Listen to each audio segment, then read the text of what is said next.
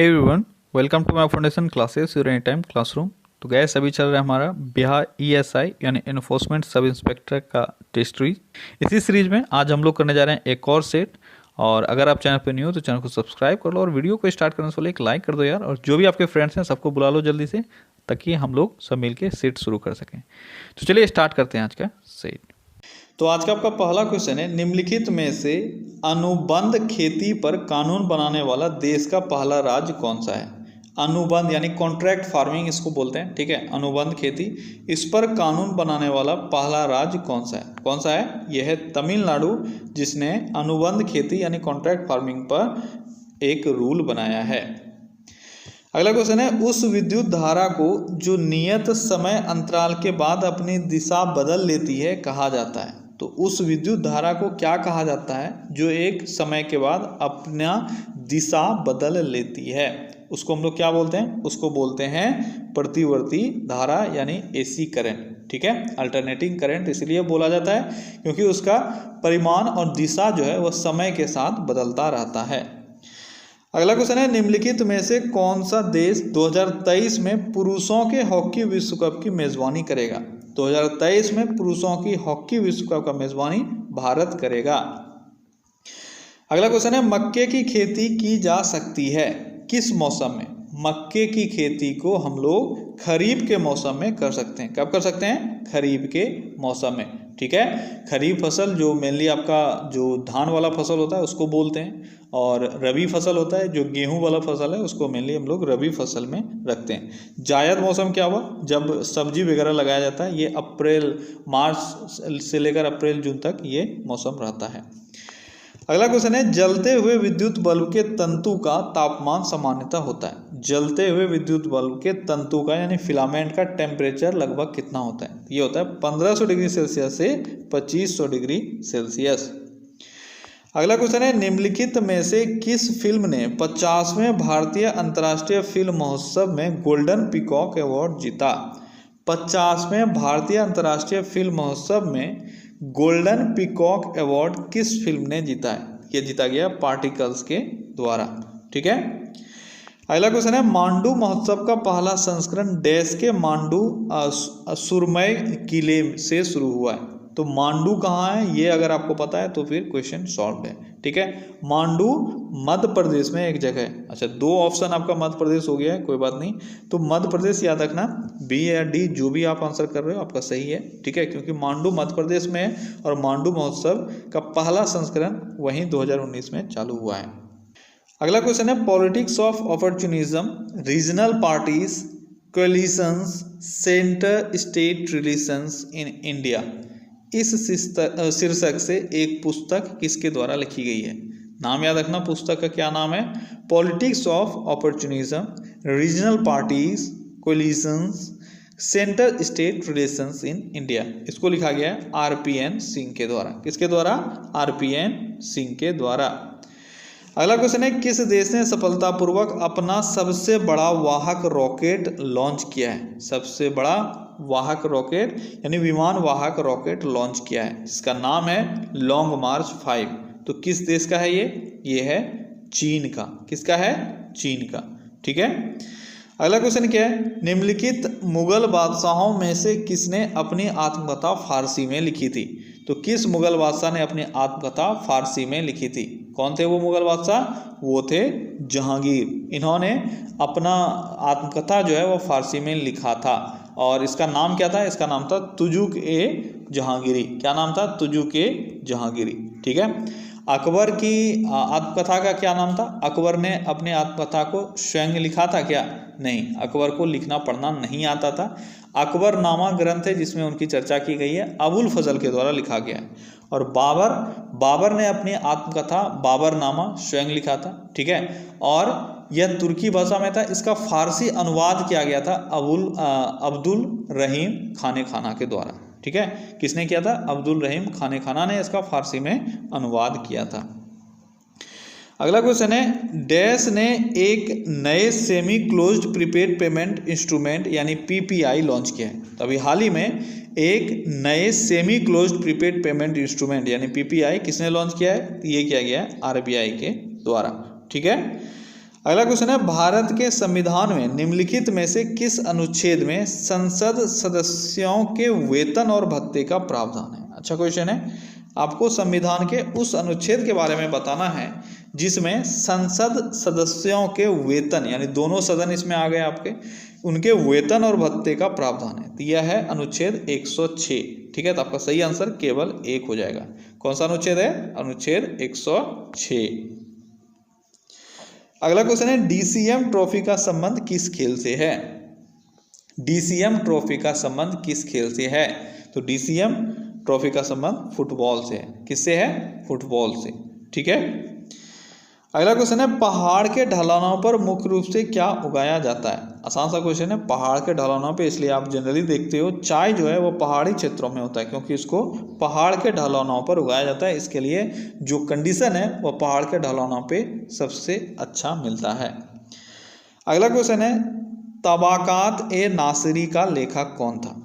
तबाकात ए नासिरी, तबाकात ए नासिरी, इसके लेखक कौन थे? जल्दी बताओ, कौन थे इसके लेखक? तबाकात ए नासिरी के, तो इसके लेखक थे मिनहाज उस सिराज। कौन था? मिनहाज उस सिराज, इन्होंने ही लिखा है तबाकात ए नासिरी। ठीक है। अगला क्वेश्चन है, बहमनी साम्राज्य की स्थापना हुई थी। बहमनी साम्राज्य की स्थापना कब हुई थी? तो बहमनी साम्राज्य की स्थापना 1347 ईस्वी में हुई थी। ठीक है। किसके द्वारा इसकी स्थापना की गई थी? इसकी स्थापना हसन गंगू के द्वारा किया गया था। हसन गंगू ने बहमनी राज्य की स्थापना की। और इसकी राजधानी कहाँ थी? इसकी राजधानी थी गुलबर्गा। कहाँ थी? गुलबर्गा। ठीक है। ये 2-3 चीजें हैं जिसको आपको याद रखना है। अच्छा, हसन गंगू जो नाम अभी मैंने बताया, हसन गंगू, बहमनी साम्राज्य की इसने स्थापना की, लेकिन इसके बाद यह किस नाम से सिंहासन पर बैठा, यह भी आपसे पूछा जाता है। तो अलाउद्दीन बहमन शाह, अलाउद्दीन बहमन शाह, अलाउद्दीन बहमन शाह के नाम से यह शासन पर गद्दी पर बैठा था। ठीक है। अच्छा, अगर बहमनी साम्राज्य के अंतिम शासक का बात किया जाए तो वो कौन था? वो था कलीम उल्लाह। कौन था? कलीम उल्लाह। कलीम उल्लाह बहमनी वंश का अंतिम शासक हुआ। ठीक है। अगला क्वेश्चन है, मिर्जा गालिब किसके समय में थे? मिर्जा गालिब किसके समय में थे, ये आपको बताना है। तो मिर्जा गालिब बहादुर शाह द्वितीय के समय में था। किसके समय में? बहादुर शाह द्वितीय के समय में। ठीक है। अगला क्वेश्चन है, सुगौली की संधि कब हुई थी? सुगौली की संधि कब हुई थी? सुगौली की संधि कब हुई थी? ये हुई थी अप्रैल 1816 ईस्वी में। सुगौली की संधि कब हुई थी? अप्रैल 1816 ईस्वी में हुई थी। अगला क्वेश्चन है, वाचस्पति पुरस्कार डैश द्वारा दिए जाते हैं? वाचस्पति पुरस्कार किसके द्वारा दिया जाता है? वाचस्पति पुरस्कार किसके द्वारा दिया जाता है? दिया जाता है बिड़ला फाउंडेशन के द्वारा। किसके द्वारा? बिड़ला फाउंडेशन के द्वारा दिया जाता है। अगला क्वेश्चन है, पानीपत के तीसरे युद्ध के पश्चात पिंडारी कहाँ बस गए? पानीपत के तीसरे युद्ध के बाद पिंडारी कहाँ बस गए थे? तो पिंडारी कहाँ बस गए थे? ये बस गए थे मालवा क्षेत्र में। पानीपत के तीसरे युद्ध के बाद पिंडारियों ने मालवा क्षेत्र में शरण लिया था। अगला क्वेश्चन है, केंद्रीय विधान परिषद को 2 सदनों में निम्नलिखित में से किस अधिनियम द्वारा बांटा गया? केंद्रीय विधान परिषद को 2 सदनों में बांटा गया, उच्च सदन और निम्न सदन। आपको यह बताना है किस अधिनियम के द्वारा ये काम किया गया। यह मॉन्टेग्यू चेम्सफोर्ड सुधार 1919 के तहत किया गया था।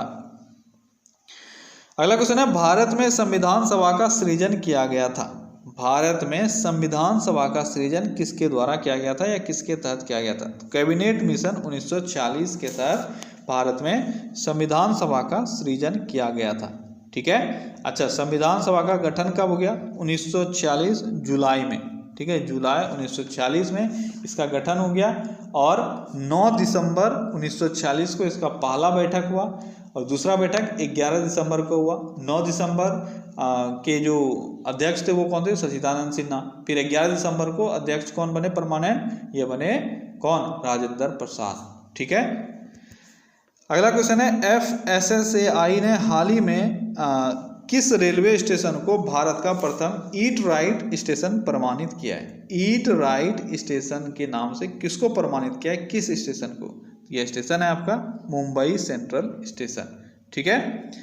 अगला क्वेश्चन है, एक गैलन यानी यूएस गैलन जो हम लोग मेजरमेंट करते हैं, लेते हैं एक गैलन में, उसका मान कितना होता है? एक गैलन का मान कितना होता है? तो एक गैलन का मान होता है 3.875 लीटर। कितना होता है एक गैलन में? 3.875 लीटर। अगला क्वेश्चन है, मुस्लिम लीग ने किस दिन को सीधी कार्रवाई दिवस यानी डायरेक्ट एक्शन डे के रूप में मनाया था? मुस्लिम लीग ने मनाया था सीधी कार्रवाई दिवस किस दिन को, ये आपको बताना है। किस दिन को?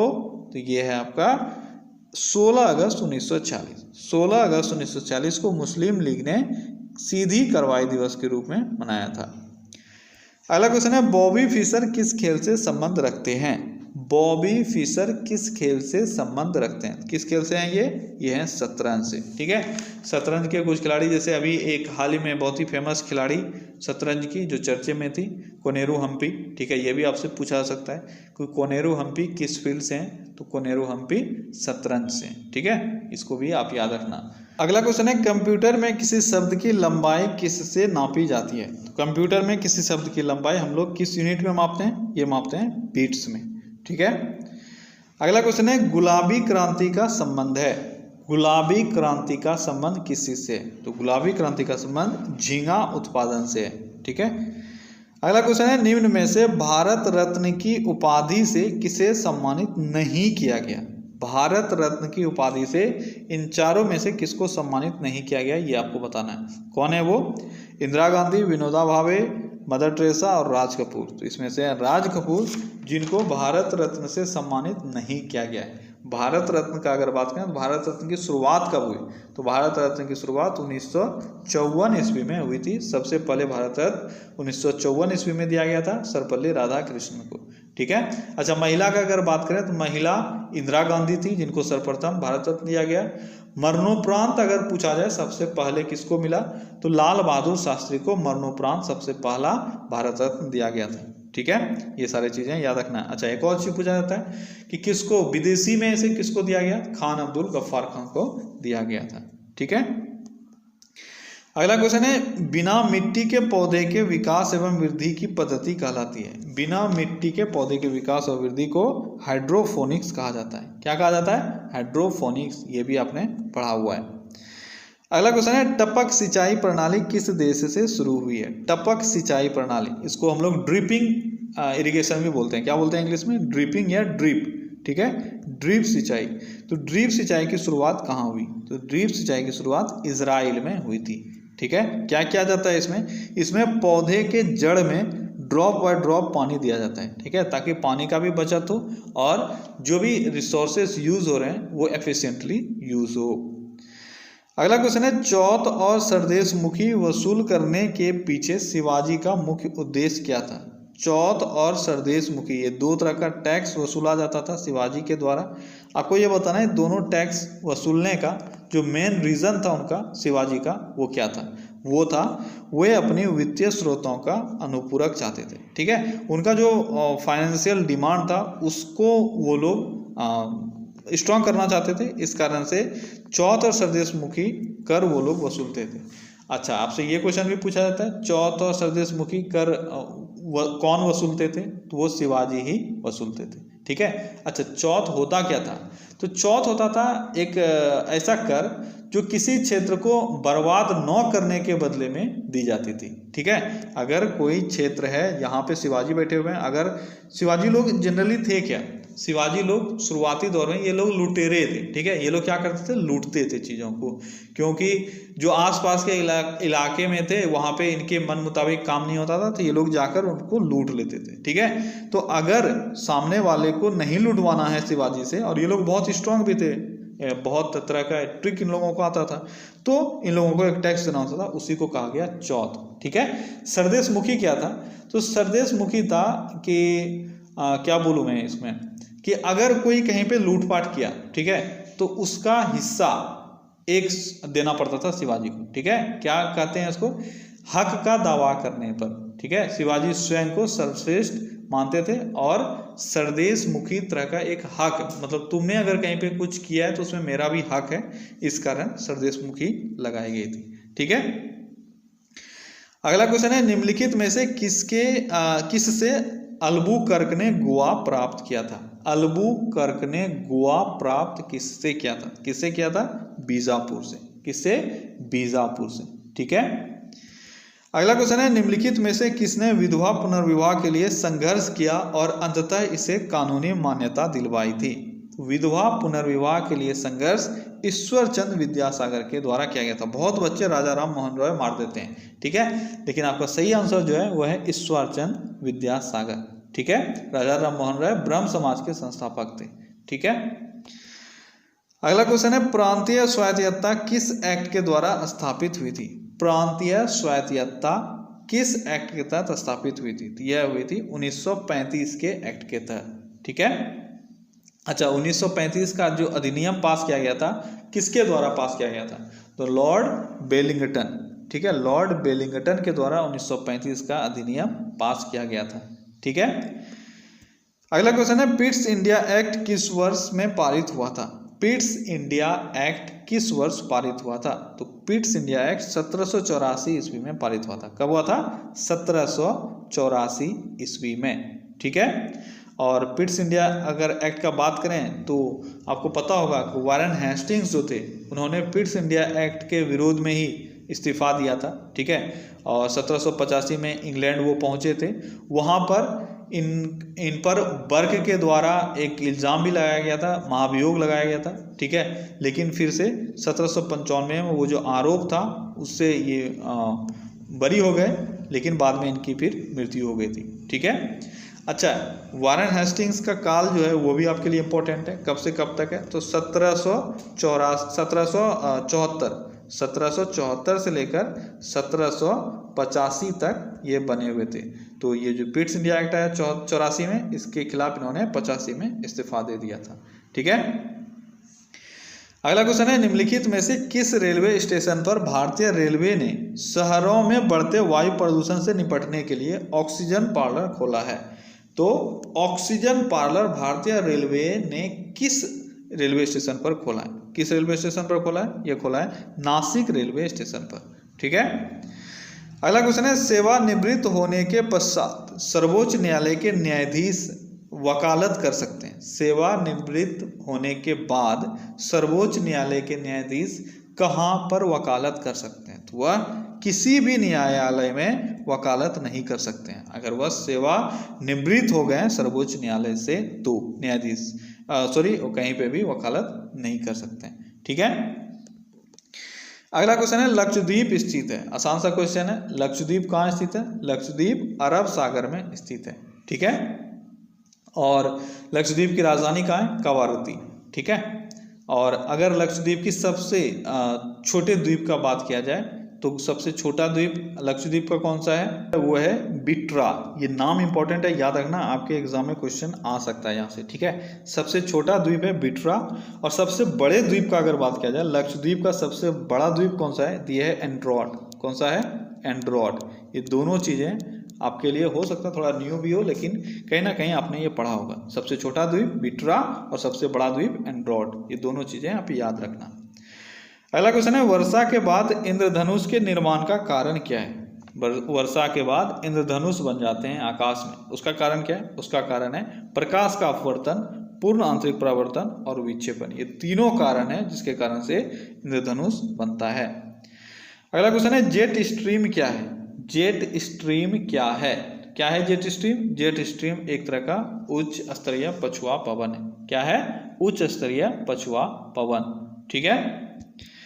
अगला क्वेश्चन है, इनमें से किसे 50वें अंतर्राष्ट्रीय भारतीय फिल्म महोत्सव में आइकॉन ऑफ गोल्डन जुबली पुरस्कार से सम्मानित किया गया है? आइकॉन ऑफ गोल्डन जुबली, इस पुरस्कार से किसको सम्मानित किया गया? ये किया गया है रजनीकांत को। अगला क्वेश्चन है, हाल ही में जारी फॉर्च्यून की business person of the year 2019 की सूची में किसे शीर्ष स्थान मिला है?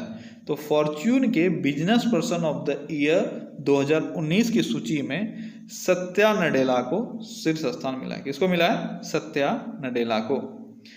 अगला क्वेश्चन है, आर्थिक विकास की माप के लिए निम्नलिखित में से कौन सी बेहतर माप है? यानी इन चारों में से देखोगे तो सबसे बेहतर माप आर्थिक विकास की दर को मापने के लिए क्या है? यह है राष्ट्रीय आय। किसी भी क्षेत्र का, किसी भी देश का राष्ट्रीय आय उसके आर्थिक विकास की माप को सबसे बेहतर तरीके से डिनोट कर सकता है। ठीक है, अगला क्वेश्चन है नीति आयोग के सदस्यों की संख्या कितनी होती है? नीति आयोग के सदस्यों की संख्या सरकार की इच्छा अनुसार परिवर्तित हो सकती है। अगला क्वेश्चन है खुले बाजार की क्रियाएं यानी ओपन मार्केट ऑपरेशंस निम्नलिखित में से किस नीति का अंग है? खुले बाजार की क्रियाएं किस नीति का अंग है? तो किस नीति का अंग है? यह है साख नियंत्रण नीति यानी क्रेडिट कंट्रोल नीति है ये खुले बाजार की क्रियाएं। ठीक है, अगला क्वेश्चन है जीएनपी और जीडीपी में अंतर क्या है? अच्छा क्वेश्चन है, जीडीपी और जीएनपी में अंतर क्या है ये आपको समझना चाहिए। अगर आपको जीडीपी और जीएनपी का डेफिनेशन पता है तो आप ये क्वेश्चन आसानी से कर पाओगे। क्या है अंतर इसमें? अंतर है विदेशों से प्राप्त शुद्ध आय। ठीक है, होता क्या है जीडीपी? देखो जीडीपी होता है किसी भी एक इकोनॉमी में जो चीज प्रोड्यूस हो रहा है। क्या मैंने बोला? किसी भी एक इकोनॉमी में जो चीजें प्रोड्यूस हो रहा है उसका अगर आप करेंसी वैल्यू लो, ठीक है, उसको हम लोग वहाँ का जीडीपी बोलते हैं। अब इस भौगोलिक क्षेत्र में इकोनॉमी जो है इस भौगोलिक क्षेत्र का, उसमें से विदेशी भी होंगे देशी भी होंगे, और इसमें आप जीडीपी में आपने दोनों ले लिया।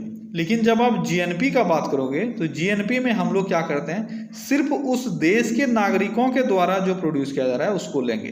तो इस क्षेत्र में जो देशी लोग हैं उन्होंने प्रोड्यूस किया, लेकिन कुछ ऐसे लोग होंगे जो विदेश में भी रह रहे हैं। ठीक है, तो उनके द्वारा जो धन अर्जित किया गया उसका भी हम लोग, या चीजें प्रोड्यूस की गई उसको भी हम लोग जीएनपी में इंक्लूड करते हैं। ठीक है, अब ये हम लोगों ने इंक्लूड कर लिया। तो यहाँ से एक चीजें आपको और समझ में आई होगी कि कुछ ऐसे विदेशी लोग भी होंगे जो भारत में काम कर रहे होंगे, तो इसको हम लोग माइनस कर देते हैं। ठीक है, तो जीडीपी एक भौगोलिक क्षेत्र में जितने भी चीजें प्रोड्यूस हो रहा है उसका आपका रुपया के फॉर्म में अगर आप लेते हो तो वो होता है जीडीपी। लेकिन जीएनपी में, जीएनपी का अर्थ होता है किसी देश की नागरिक द्वारा एक वर्ष में उत्पादित कुल अंतिम वस्तुओं एवं सेवाओं का बाजार मूल्य पर जोड़ होता है जीएनपी। ठीक है, इसमें हम लोग विदेशों से अर्जित विशुद्ध आय भी शामिल करते हैं और जो विदेशी लोग यहाँ आय अर्जित करते हैं उसको हम लोग घटा देते हैं। ठीक है, अगला क्वेश्चन है अरुणाचल प्रदेश में हाल ही में पहला हिंदी समाचार पत्र लॉन्च किया गया है, इसका नाम है। तो अरुणाचल प्रदेश में अभी हाल ही में अरुणाचल प्रदेश का पहला हिंदी न्यूज़पेपर लॉन्च किया गया, उसका नाम है अरुण भारत। क्या नाम है? अरुण भारत। अगला क्वेश्चन है मेहर प्रथा का प्रचलन है। मेहर प्रथा का प्रचलन, मेहर प्रथा का प्रचलन, अगर इसमें से कोई मुस्लिम भाई हो तो उनको पता होगा कि यह मुसलमानों में एक प्रथा है मेहर प्रथा। और अगर देखें तो हम हिंदुओं में एक तरह का डॉरी सिस्टम है। ठीक है, मुसलमानों में है या नहीं है ये मुझे नहीं पता, मैं नहीं बोल पाऊंगा, लेकिन हिंदुओं में अगर आपने देखा है तो पुराने समय से ये डॉरी सिस्टम या दहेज प्रथा चला आ रहा है, जिसमें लड़की के गार्जियन के द्वारा जो लड़के लोग हैं उनको कुछ पैसे दिए जाते हैं। लेकिन मेहर व्यवस्था प्रथा जो है यह बिल्कुल अलग है। इसमें लड़कों के द्वारा लड़कियों को दिया जाता है, वो भी मुंह मांगा रकम। जो लड़की ने बोल दिया, जो भी चीज़ बोल दी लड़की, कोई भी चीज़ चाहिए, रकम चाहिए, प्रॉपर्टी चाहिए, सोना चाहिए, जो भी चीज़ें चाहिए, ये लड़की बोलती है कूद के मुझे ये चाहिए। और ये ऐसा प्रथा था कि जब तक वो दिया ना जाए उस लड़की को तब तक वह शादी नहीं होगी और वह वैलिड नहीं होगा। ठीक है, शादी होने के बाद भी अगर निकाह हो गया है उसके बाद भी अगर जब तक ये मेहर नहीं दिया जाता है तब तक हस्बैंड वाइफ नहीं रहते हैं। ठीक है, कभी भी लड़की बोल सकती है भाई आई एम नॉट रेडी। ठीक है, तो ये था मेहर प्रथा जो मुसलमानों में है। अगला क्वेश्चन है दादा साहेब फाल्के पुरस्कार के प्रथम विजेता कौन है? दादा साहेब फाल्के पुरस्कार, इसके प्रथम विजेता थे देविका रानी। दादा साहेब फाल्के पुरस्कार, ठीक है, कब इसकी शुरुआत हुई? इसकी शुरुआत 1970 ईस्वी में हुई थी। ठीक है, अगला क्वेश्चन है रात्रि का अंधापन किसकी कमी से होता है? रात्रि का अंधापन, इसको नाइट ब्लाइंडनेस भी हम लोग बोल सकते हैं। ठीक है, यह विटामिन ए की कमी से होता है, बचपन से आप लोग पढ़ते आ रहे हो। अगला क्वेश्चन है लूनी नदी मुख्यतः किस राज्य में बहती है? लूनी नदी मुख्यतः किस राज्य में बहती है? किस राज्य में बहती है? राजस्थान में बहती है। ठीक है, और लूनी नदी कहाँ आके खत्म हो जाती है? तो यह कच्छ की खाड़ी में। ठीक है, कच्छ की रन में, कच्छ की खाड़ी में नहीं, कच्छ के रण में आके ये विलुप्त हो जाती है, यह अरब सागर तक पहुंच भी नहीं पाती है। अगला क्वेश्चन है, वर्षा ऋतु में वायुमंडल में सर्वाधिक आर्द्रता विद्यमान रहती है। वर्षा ऋतु का अगर बात करें तो उस समय में वायुमंडल में सबसे अधिक ह्यूमिडिटी आपको कब देखने को मिलेगा? सबसे अधिक ह्यूमिडिटी मध्याह्न के समय यानी दोपहर के समय में आपको मिलेगा। ठीक है। अगला क्वेश्चन है, भारत में वित्त आयोग के सदस्यों की नियुक्ति किसके द्वारा की जाती है? आसान सा क्वेश्चन है। वित्त आयोग के सदस्यों की नियुक्ति राष्ट्रपति के द्वारा की जाती है। अच्छा, वित्त आयोग का अनुच्छेद कौन सा है? जल्दी बताओ, बहुत बार मैंने बताया। अनुच्छेद कौन सा है? यह है 280। ठीक है, वित्त आयोग का गठन अनुच्छेद 280 के तहत किया जाता है। ठीक है। अगला क्वेश्चन है, ओलंपिक के फाइनल तक पहुंचने वाली सर्वप्रथम भारतीय महिला खिलाड़ी कौन है? वह भारतीय महिला खिलाड़ी जो ओलंपिक तक पहुंची वो कौन है? वो है पीटी उषा। कौन से खिलाड़ी हैं? पीटी उषा सबसे पहले यही पहुंची थी ओलंपिक की खेल फाइनल में। ओलंपिक खेल का अगर बात करें तो ओलंपिक खेल की शुरुआत कब हुई? तो दो तरह का इसमें क्वेश्चन आता है, एक मॉडर्न ओलंपिक और एक एंशिएंट ओलंपिक। अगर एंशिएंट ओलंपिक का बात किया जाए तो यह 776 ईसा पूर्व 776 ईसा पूर्व में शुरू हुआ था ओलंपस देवता के सम्मान में। ठीक है। और मॉडर्न ओलंपिक का अगर बात किया जाए तो ये 1896 में शुरू हुआ था। ठीक है। और कि ये कहाँ से शुरू हुआ ओलंपिक खेल? ये भी ग्रीस एथेंस से शुरू हुआ था। ठीक है। और किसने इसको शुरू किया था? फ्रांस के थे एक कुबर्टीन। ठीक है, उन्होंने पियरेडी कुबर्टीन उन्होंने इसकी शुरुआत की थी। ठीक है। अगला क्वेश्चन है, पौंडीचेरी को भारत संघ में कब शामिल किया गया? पौंडीचेरी को भारत संघ में कब शामिल किया गया? यहाँ पे थोड़ा सा आपको कंफ्यूजन हो सकता है। ठीक है, सही जो आंसर है वो हो जाएगा 1962। क्यों होगा? देखो, इसमें दो तरह की चीजें आपको मिल सकती है, एक 1954 और दूसरा 1962। 1954 में इसको शामिल कर लिया गया था, लेकिन आपके ऑप्शन में 1954 दिख नहीं रहा है, इस कारण से 1962 होगा। क्यों? क्योंकि 1954 में पौंडीचेरी को भारतीय संघ में शामिल कर लिया गया था, लेकिन ऑफिशियली जो फ्रेंच के द्वारा यानी फ्रांस के द्वारा ऑफिशियली जो ट्रांसफर किया गया ऑन पेपर, ये 1962 में किया गया था। ठीक है, तो दो तरह के क्वेश्चन बन सकते हैं, कब शामिल हुआ तो 1954 में, और ऑफिशियली कब इसको ट्रांसफर किया गया तो 1962 में। कहीं पे भी आपको 54 नहीं दिख रहा है, इसलिए आपका आंसर जो है 62 होगा, लेकिन ध्यान रखना जो मैंने अभी आपको बताया है। ठीक है। अगला क्वेश्चन है, विश्व मत्स्य दिवस हर वर्ष मनाते हैं। विश्व मत्स्य दिवस हर वर्ष कब मनाया जाता है? किस दिन मनाया जाता है विश्व मत्स्य दिवस? तो हर वर्ष 21 नवंबर को विश्व मत्स्य दिवस मनाया जाता है। अगला क्वेश्चन है, निम्नलिखित में से किसने associated chamber of commerce and industries of India यानी एसोचैम के नए अध्यक्ष के रूप में पदभार संभाला? एसोचैम के नए अध्यक्ष कौन है? तो एसोचैम के नए अध्यक्ष अभी कौन है? यह निरंजन हीरानंदानी। कौन है? निरंजन हीरानंदानी। अगला क्वेश्चन है, भारत का सबसे कम जनसंख्या घनत्व वाला राज्य कौन सा है? भारत का वह राज्य जहाँ पे सबसे कम जनसंख्या घनत्व है वह है अरुणाचल प्रदेश। ठीक है। अगला क्वेश्चन है, निम्नलिखित में से किस मुगल शहजादी ने ऐतिहासिक वृत्तांत लिखा है? कौन वो मुगल शहजादी थी जिसने ऐतिहासिक वृत्तांत लिखा है? वह है गुलबदन बेगम। कौन है? गुलबदन बेगम।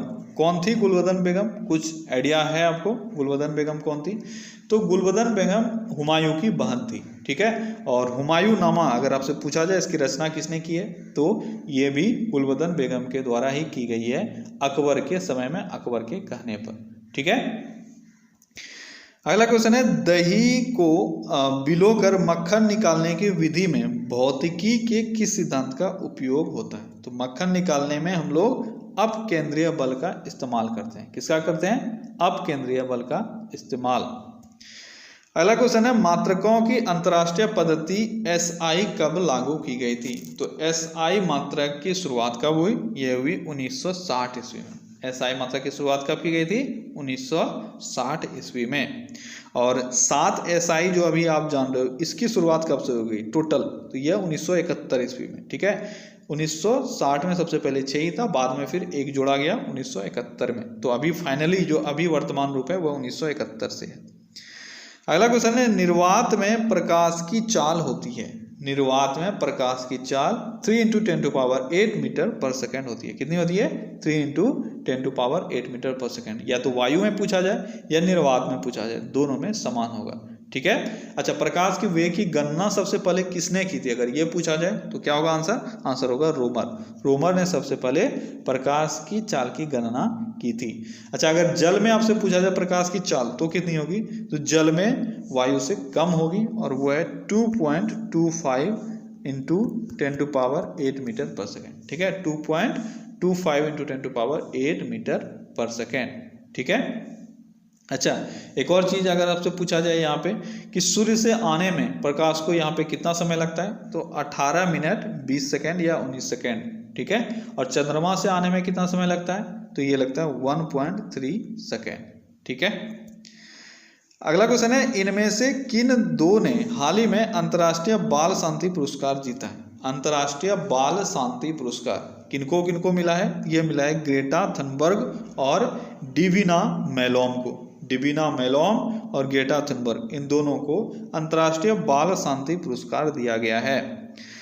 अगला क्वेश्चन है, हाल ही में फाइंडिंग द गैप्स नामक पुस्तक का विमोचन हुआ, जिसके लेखक हैं फाइंडिंग द गैप्स।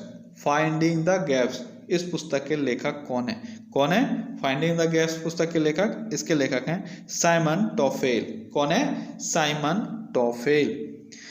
अगला क्वेश्चन है, राष्ट्रीय दल का दर्जा हासिल करने के लिए लोकसभा में कितनी सीटें होना आवश्यक है? अच्छा क्वेश्चन है, अगर किसी पार्टी को राष्ट्रीय दल का दर्जा प्राप्त करना है तो लोकसभा में उनको कम से कम कितना सीट चाहिए? तो लोकसभा में उनको कम से कम 2% सीट चाहिए और वर्तमान में लगभग 11 सीट उनको चाहिए। ठीक है।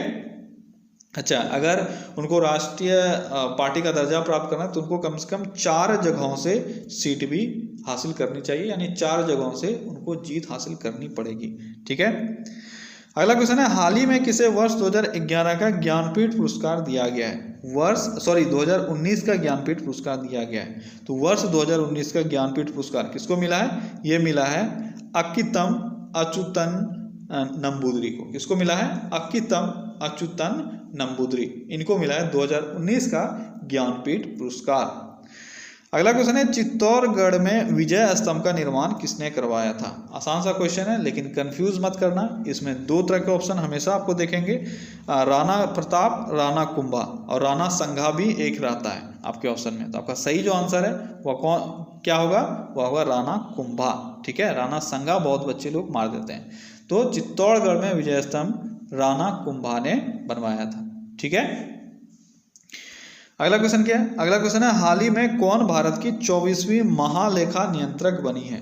महालेखा नियंत्रक है, CGA है, CAG नहीं है, कैग नहीं है। कैग तो राजीव महर्षि है, लेकिन ये है CGA।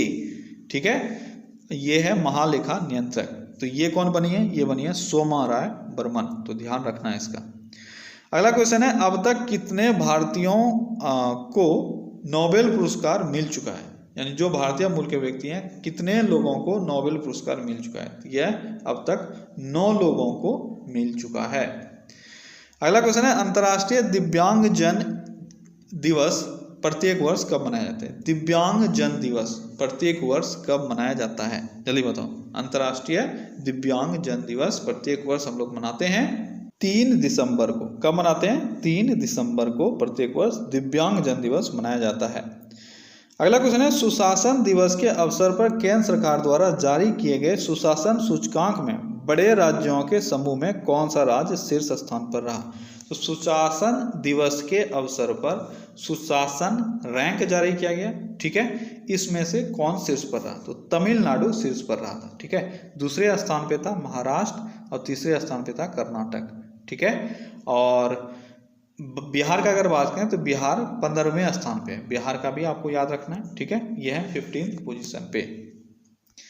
अगला क्वेश्चन है, भारत में हिंदू वृद्धि दर किस विषय से संबंधित है? हिंदू वृद्धि दर, भारत में हिंदू वृद्धि दर किस विषय से संबंधित है? किससे संबंधित है? तो बहुत बच्चे इसमें जनसंख्या मार देते हैं, लेकिन आपका सही आंसर जनसंख्या नहीं है। सही आंसर क्या है? राष्ट्रीय आय। ठीक है, हिंदू वृद्धि दर यह राष्ट्रीय आय से संबंधित है। ठीक है। अगला क्वेश्चन है, भारत की खोज के लेखक कौन है? भारत की खोज यानी डिस्कवरी ऑफ इंडिया, इसके लेखक हैं जवाहरलाल नेहरू। कौन है? जवाहरलाल नेहरू। अगला क्वेश्चन है, विश्व में सर्वाधिक जागृत ज्वालामुखी किसके आसपास स्थित है? यानी सबसे ज्यादा अगर एक्टिव वोल्केनो का बात करोगे तो किस महासागर के आसपास आपको मिलेगा? तो यह है प्रशांत महासागर, जिसके आसपास सबसे अधिक एक्टिव वोल्केनोस हैं। ठीक है। अच्छा, कौन सा एक ऐसा महाद्वीप है जहां पर एक भी वोल्केनो नहीं है? जल्दी से कोई मुझे बताओ कौन सा वो महाद्वीप है? तो वह है ऑस्ट्रेलिया।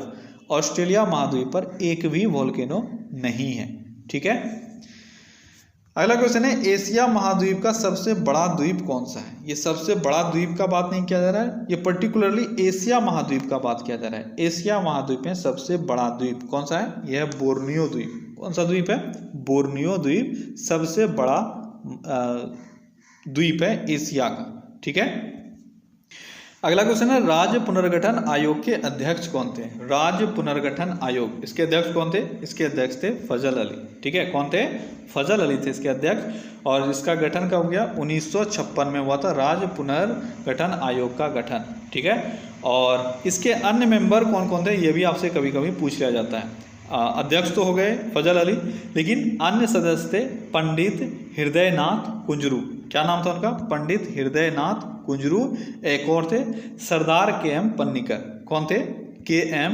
पन्नीकर। नाम तो आपने जरूर सुना होगा, पर ये नहीं पता होगा कि ये भी इसके सदस्य थे। कौन कौन थे? हृदयनाथ कुंजरू और एम पन्नीकर, के.एम. पन्नीकर। ये दो लोग इसमें और शामिल थे। ठीक है। और इसके तहत जो गठन किया गया था वो किया गया था 14 स्टेट और 6 केंद्र शासित प्रदेश का। लेकिन वर्तमान में 2019 में बहुत उलटफेर हुआ है। ठीक है। और 29 राज्यों से अब राज्यों की संख्या हो गई है 28। केंद्र शासित प्रदेश की संख्या हो गई थी 9, पहले 7 था। ठीक है। इसके बाद जम्मू कश्मीर का जब 370 खत्म हुआ तो लद्दाख और जम्मू कश्मीर 2 केंद्र शासित प्रदेश बन गया, 7 2 9 हो गया। लेकिन फिर से आपका एक और कारनामा हुआ है दमन दीव के साथ। ठीक है। तो यहाँ पर ये मिक्स हो गया है किसके साथ? कमेंट में मुझे कोई बताओ कि दमन दीव किसके साथ मिल गया है? किसके साथ मिला हुआ है दमन दीव? तो दादर नगर हवेली के साथ। ठीक है। और इसके बाद फिर से जो संख्या है वो 1 घट गया और हो गया 8, यानी अभी जो टोटल केंद्र शासित प्रदेश हैं वो हैं 8। ठीक है। अगला क्वेश्चन है, हृदय की धड़कन को नियंत्रित करने के लिए इस्तेमाल किया जाने वाला उपकरण कौन सा है? हृदय की धड़कन को नियंत्रित करने के लिए पेसमेकर का इस्तेमाल किया जाता है। किसका? पेसमेकर का। ठीक है। अगला क्वेश्चन है, प्लासी के युद्ध में सिराजुद्दौला के साथ किसने विश्वासघात किया था? प्लासी के युद्ध में सिराजुद्दौला हार गया था, आपको पता है। प्लासी का युद्ध कब हुआ था? 1757 में हुआ था। और सिराजुद्दौला की हार क्यों हुई थी? युद्ध में इनकी हार नहीं हुई थी, बल्कि इनके अपने ही लोगों के विश्वासघात के कारण इनकी हार हुई थी। वो था मीर जाफर, जो इनका सेनापति था। ठीक है। किसके किसके बीच हुआ था? तो सिराजुद्दौला और अंग्रेज के सेनापति रॉबर्ट क्लाइव के बीच में हुआ था युद्ध। ठीक है। जिसमें से मीर जाफर ने सिराजुद्दौला को धोखा दिया और युद्ध मैदान में जाकर अंग्रेज क्लाइव के साथ जाकर ये मिल गया और फिर सिराजुद्दौला हार गए। ठीक है। क्यों इसने ऐसा किया? क्योंकि क्लाइव ने इसको बोला हुआ था कि अगर तुम ऐसा करते हो तो फिर अगला नवाब तुमको बना देंगे। तो अगला नवाब अंग्रेजों ने मीर जाफर को बना दिया। लेकिन कुछ ही दिनों में 1760 में ठीक है, फिर से मीर जाफर को हटा दिया गया, क्योंकि ये तो बस अंग्रेजों का कठपुतली बन के रह गया था, तो इसको हटा दिया गया और इसके दामाद मीर कासिम को बनाया गया नवाब। लेकिन जब मीर कासिम को बनाया गया तो उसने अपना दिमाग चलाना चालू किया, जो अंग्रेजों को अच्छा नहीं लगा, और फिर से वापस मीर जाफर को बनाया गया था। तो ये सारा कहानी है उस जगह का। अगला क्वेश्चन है, मूल्य वर्धित कर आरोपित किया जाता है। मूल्य वर्धित कर यानी वैट, वैल्यू एडेड टैक्स, यह किन पर आरोपित किया जाता है? किस पर किया जाता है? उत्पादन और अंतिम बिक्री के मध्य प्रत्येक चरण पर। अगला क्वेश्चन है, वर्तमान में अंतर्राष्ट्रीय व्यापार का प्रमुख प्रहरी कौन है? तो अंतर्राष्ट्रीय व्यापार का अभी वर्तमान में प्रमुख प्रहरी WTO है। ठीक है, वर्ल्ड ट्रेड ऑर्गेनाइजेशन, विश्व व्यापार संगठन। इसका गठन 1995 में हुआ था। ठीक है, 1995 में गैट का इसने जगह लिया था। ठीक है। और इसका मुख्यालय कहाँ है? इसका मुख्यालय है जिनेवा। क्लियर है? ये तो आसान सारी चीजें हैं, हमेशा पूछे जाते हैं। अगला क्वेश्चन है, निम्नलिखित में से कौन सा पदार्थ अत्यधिक कठोर तथा अत्यधिक तन्य होता है? यानी एक ऐसा पदार्थ, इन चारों ऑप्शन में से आपको चुनना है जो अधिक कठोर भी होता है और अधिक तन्य भी होता है। इसमें से हो जाएगा टंगस्टन। ऐसे अगर आपसे पूछा जाए कि सबसे अधिक कठोर तत्व कौन सा होता है, धातु अगर ना पूछा जाए तत्व पूछा जाए, सबसे कठोर तत्व हीरा होता है, ठीक है। धातु में अगर पूछा जाए, ठीक है, आपसे दो चीज धातु में पूछा जाता है, मोस्ट डक्टाइल अगर कठोर भी पूछा जाए या डक्टाइल पूछा जाए तो प्लेटिनम होगा, और मेलिएबल पूछा जाता है, ठीक है, लचीला, तो वो गोल्ड होता है। क्लियर है। अगला क्वेश्चन है, विश्व में सबसे बड़ा खनिज तेल का उपभोक्ता राष्ट्र कौन सा है। तो खनिज तेल का सबसे बड़ा उपभोक्ता है संयुक्त राज्य अमेरिका यानी यूएसए, ठीक है। इसके बाद है चीन। अगला क्वेश्चन है, जाफना प्रायद्वीप और श्रीलंका की मुख्य भूमि को जोड़ने वाले दर्रे का नाम क्या है। जाफना प्रायद्वीप और श्रीलंका के मुख्य भूमि को कौन सा दर्रा जोड़ता है, कौन सा दर्रा है वो है आपका एलिफेंटा दर्रा। अगला क्वेश्चन है, राष्ट्रीय राजमार्ग 1A का समाप्ति स्थल है। राष्ट्रीय राजमार्ग 1A NH1A ये यूरी से लेकर पठानकोट तक फैला हुआ है जम्मू कश्मीर में, तो आपका इसका समाप्ति स्थल हो जाएगा पठानकोट। अगला क्वेश्चन है, चाइना मैन शब्द का संबंध है, चाइना मैन शब्द का संबंध किस खेल से है। तो यह है क्रिकेट से, ठीक है। अगला क्वेश्चन है, हाल ही में कौन मोबाइल ट्रैकिंग कैमरा लगाने वाला दुनिया का पहला देश बन गया। मोबाइल ट्रैकिंग कैमरा लगाने वाला दुनिया का पहला देश कौन सा बना, ये बना है ऑस्ट्रेलिया। अगला क्वेश्चन है, बौद्ध मत का सबसे प्राचीन स्तूप कौन सा है। बौद्ध धर्म का सबसे प्राचीन स्तूप कौन सा है, ये आपका सांची का स्तूप, ठीक है। अगला क्वेश्चन है, हाल ही में किस अभिनेत्री को यूनिसेफ का डैनिकाय मानवतावादी पुरस्कार 2019 मिला है। डैनिकाय मानवतावादी पुरस्कार 2019 से किसको सम्मानित किया गया, ये किया गया प्रियंका चोपड़ा को। अगला क्वेश्चन है, किलिमंजारो ज्वालामुखी किस महादेश में स्थित है।